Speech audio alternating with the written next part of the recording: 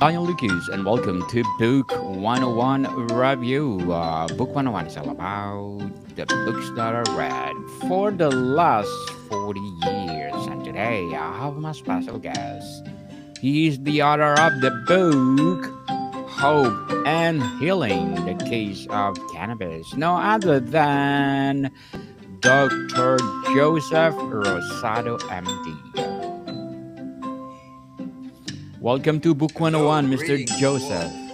Yes, welcome to Book 101, Mr. Joseph. And can you please introduce more about yourself? Certainly, I am Dr. Joseph Rosado. I am a primary care physician in the United States, the state of Florida, and I have been in medicine since the age of 16. I started out as a certified nurse's aide, also known as an orderly. Then uh, promoted myself up to a transportation orderly in a hospital. Then I worked as an I and went to school for and became an EMT, emergency medical technician. Then I became a paramedic, then a heart cath lab technician doing work on heart problems, heart issues. Then I went to chiropractic school. Then I went to medical school. And lastly, I got an MBA in healthcare management. So I have over 45 years experience in medicine, and I started pretty much from the ground floor up. Mr. or Dr. Joseph Rosado, MD. Thank you so much for sharing your knowledge to the world. Thank you, thank you. What is the central argument of hope and healing? Well, the book is divided into two sections. The first part of the book discusses the history of medical cannabis use not only in the United States but the world. I discuss and address how cannabis works in our bodies, the different receptors that are in our bodies where the cannabis works. I discuss how we have an endocannabinoid system or a system that produces cannabis in our bodies. I discuss the different ways of using cannabis, not only smoking, but there are multiple ways to utilize and receive the medication. I discuss different components within the plant, things that are called phytocannabinoids, phyto meaning plant, cannabinoid meaning they work on the receptors or the cannabinoid receptors in the body. I discuss the topic of terpenes. These are the substances that give the plant, not this plant, but all plants, the smell and taste. And then that is pretty much the first part of the book. The second part of the book is to discuss and address what are called qualifying conditions or conditions where cannabis can help. Conditions like cancer, epilepsy, seizures, post traumatic stress disorder, multiple sclerosis, as well as a host of others. So, Dr. Joseph, how does the book address the historical stigma surrounding cannabis? It discusses the origins of these stigmas, where they came from, and how, as a nation, particularly the United States, has been duped and bamboozled to believe that cannabis is a gateway drug, when in reality, it is an exit drug. It is an exit from addiction, it is an exit from uh, taking antidepressants, anti anxiety, medications that have greater side effects than the actual diseases that they are treating or managing. Uh, and so that is how I address it, by going to the root cause of the problem and then following the trajectory from the mid to late 1930s to the 1970s and then into the 1980s. So, what is scientific evidence does the book present to support cannabis as a medical treatment? I address different clinical trials and research studies that have been done since the 30s and 40s, primarily in Israel, done by Raphael Meshulam, who was the original pioneer, and his right hand person, who now is in charge of the research facility after the passing of Professor Meshulam. The new individual that has been with Professor Meshulam since the uh, 60s or 70s, Lumir Hanush, who was the gentleman that wrote the foreword to Hope and Healing, the case for cannabis. So, Doctor, does the book discuss the legal and political challenges of cannabis use in medicine? Absolutely. Because in the state of Florida, where I reside and practice medicine, prior to 2014, there was no activity regarding medical cannabis. In 2014, we began advocating for the voting of the citizens in the state of Florida to vote yes on what was called Amendment 2, which was to decriminalize and allow the use of medical cannabis. And so I began advocating for the use of medical cannabis well before I was recommending medical cannabis. And so I discussed the trajectory and the political situations that occurred as a result of that advocacy work. And I also address it and discuss it regarding not only in the state of Florida, but also throughout the United States of America. Very well said, Dr. Joseph. Very well said. So, what are the potential risks and side effects of medical cannabis mentioned in the book? Some of the side effects, or the main one, is a situation called greening out. And I will explain what that is.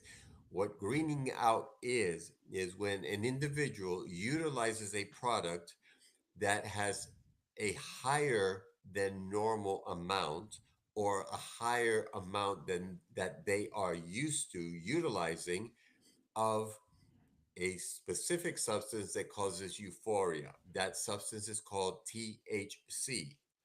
And so, as a result of that large amount of THC in the person's body, and they are not accustomed or acclimated to it, they can develop the following symptoms.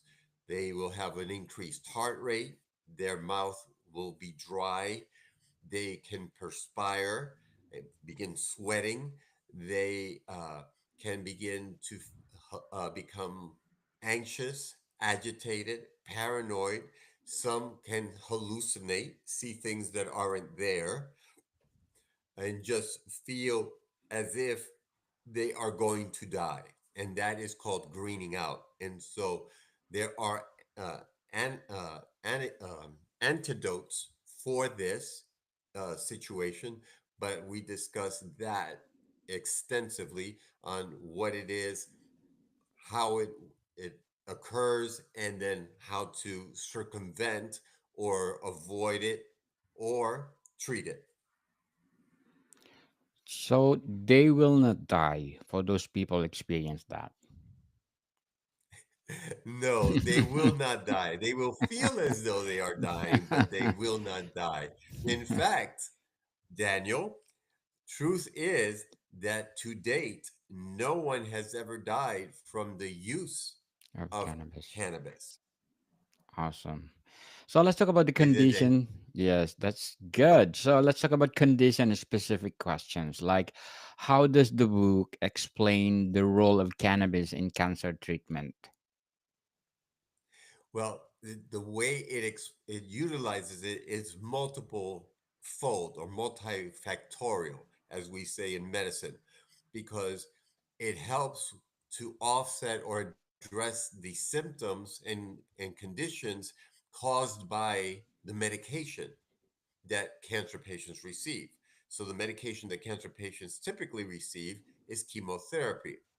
And the main side effect of chemotherapy is nausea, followed by vomiting, followed by what is called anorexia, no appetite, followed by weight loss because they're not eating, and then leading to a wasting syndrome. And so, what cannabis does is it supports and works on receptors in the brain that deal with nausea, deal with the vomiting, but also stimulate the appetite, giving the person the ability and the desire to eat without being sick, and therefore allowing them to maintain their weight or gain weight. That's one area where it works very nicely. Another area where it works very nicely is because certain chemicals within the plant cause a shrinking of the tumor. It's called apoptosis. And so that shrinking of the tumor aids in supporting the individual as they receive conventional treatment in the form of radiation therapy or chemotherapy, which I just mentioned. And lastly, for individuals that, for example, have received radiation therapy and have burns on different parts of their body, they can use the oils if they have burning in their oral area, or if it's topically, they can apply the oils or creams directly on those burns, which help in the curing and healing of those lesions. Very well said, Mr. or Dr. Joseph. So, what evidence does the book provide on cannabis effectiveness in managing epilepsy and seizures? Well, as far as the proof, a strain, a specific chemovar was created for this young lady in that lived in Colorado. Her name was Charlotte Fiji, and I mentioned her in the chapter on epilepsy. This child had a condition called Dravet syndrome, which is a condition that is genetic in nature and it causes intractable seizures. What that means is they have nonstop seizure activity. This child was having anywhere between 200 and 300 seizures per day. And as a result of that, two very um, kind souls and spirits uh, created a specific brand of medical cannabis for this child that helped reduce her seizure activity dramatically to the point where she was able to live a life relatively normally. Uh, of course, she was not cured of the seizures or the epilepsy, but it did decrease substantially. And I present other studies in the book where that had been done in Israel uh, on a child by the name of Avidecal, which was a product that was researched and studied by this specific company called Tikkun Olam, which means to heal the world. And this child, the name is used in for this specific formulation, which is 15 parts CBD and 1 part THC for the management and treatment of epilepsy. So, Dr. Joseph, what will be your advice for those people out there who want to try cannabis as for treatment? First and foremost is educate yourselves. Secondly, if you are in a state or a country where they have a medical cannabis program, I recommend that you find a physician that is a certifying medical cannabis physician, and they can speak with you and educate you and bring you to the reality of how you would be able to utilize it for yourself or a loved one. Yes. Thank you for your advice, Dr. Joseph. So, what would be your short term and long term goals in writing? Well, short-term goals have been I've written six other books after having written Hope and Healing: The Case for Cannabis, which was published in March of 2019 and released on April 20th of 2019. Um, and the day prior to its official launch, it was a number one bestseller on Amazon for epilepsy, for multiple sclerosis, and for alternative medicine. So I've written and published six other books. And so the next phase is to continue to educate the world on the use of this noble plant and train physicians on how to be able to treat their patients, because less than 10% of medical schools in the United States, and I would venture to say the world, speak and teach about the endocannabinoid system and the use of cannabis for medicinal reasons and purposes. Good luck to your goal, Dr. Joseph, and we are looking forward for more empowering books like this. So let's talk the future. Let's talk about the future and policy. What policy recommendations does the book suggest for wider acceptance of medical cannabis? I speak on how and what we did in the state of Florida be for to make it medically legal, and that was how we went and created a grassroots type of um,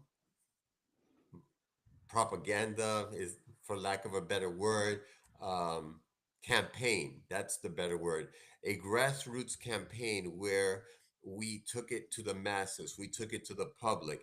I was on multiple panels with individuals that were pro and against. I debated sheriffs to the different counties that are in the state of Florida, explaining and educating them on the proper utilization of cannabis and for what to use cannabis. Because when you're discussing the term medical cannabis, it's understood that it is recommended and overseen by a licensed physician, not somebody on the street corner telling you, here, you need to do this. Definitely. So, Dr. Joseph, how does the book envision the future of cannabis based medicine? The We address how it will be expanding into other jurisdictions, other countries, and based on the experiences that I've had by visiting countries where it continues to be illegal or are on the verge of making it legal, such as Malaysia, Fiji, which it is still illegal. Thailand, where they have a program. I visited Thailand in 2018 and then again in 2019. Um, Costa Rica, where I visited in 2019. And they just now began to look at and start a medical cannabis program in the country of Costa Rica. I've also spoken and lectured in countries where they have had a program, like Colombia.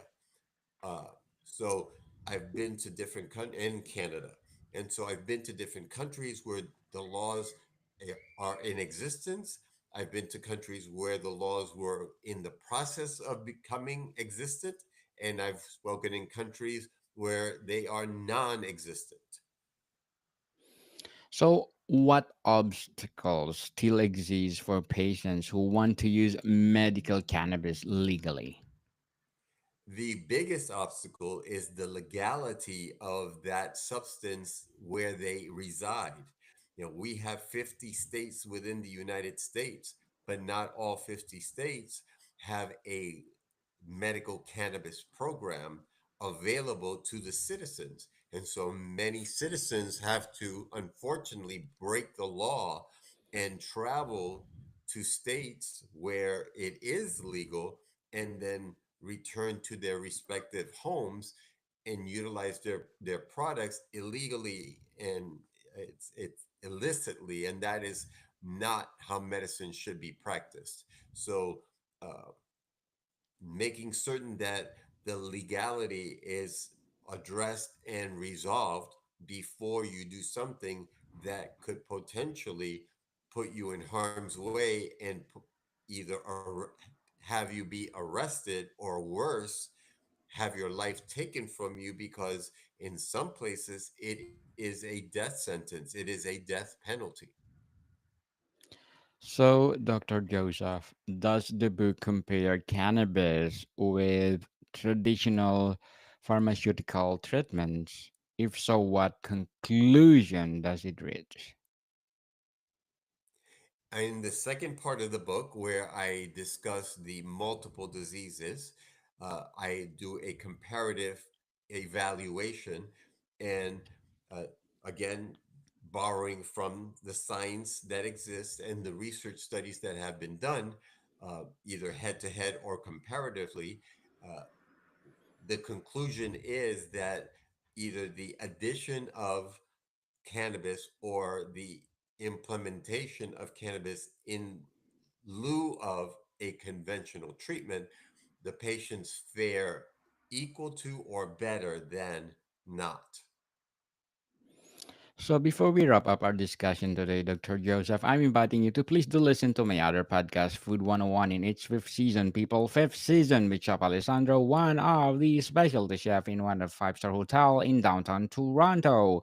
Please do listen to latest episode. We are reading our letter senders all over the world. So please do listen Food 101 wherever you listen your podcast. So Dr. Joseph, how does the book suggest improving public awareness and education about medical benefits of cannabis? As I mentioned earlier, it starts from the basics, and that is educating the physicians, because they are the scientists. They are the ones that are responsible for the health of their community and the people in the community. So, first and foremost, educating the healthcare providers, educating the government officials, educating the lay people, and letting them know that it is not a gateway drug, that it is not problematic, that it is not addictive, that the worst that can happen is they feel a little anxious or agitated, or their heart begins to race a little bit. But if they follow the mantra that is proposed by Dr. Rosado, which is start low and go slow, everybody will be safe. But mainly doing advocacy work and educational work. Certainly, you need to educate before you use for your safety. So, Dr. Joseph Rosado, Andy, thank you so much for sharing your books to the world. So, can you please invite our listeners to support all your books? Absolutely. I recommend that you go to my books, to my website, josephrosadomd.com. That is josephrosadomd.com. And on that website, you will find a link to all of my books for you to purchase them and enjoy them. Thank you. Yeah, yes, people must support Dr. Joseph Rosado, MD, because if you support him, more and more and more empowering books like this to come. So, Dr. Joseph, thank you for your time. Thank you for yours. Until next time, peace. And More to remember, come, people. cannabis is medicine. Yes, truly, truly. More to come, people. See you soon.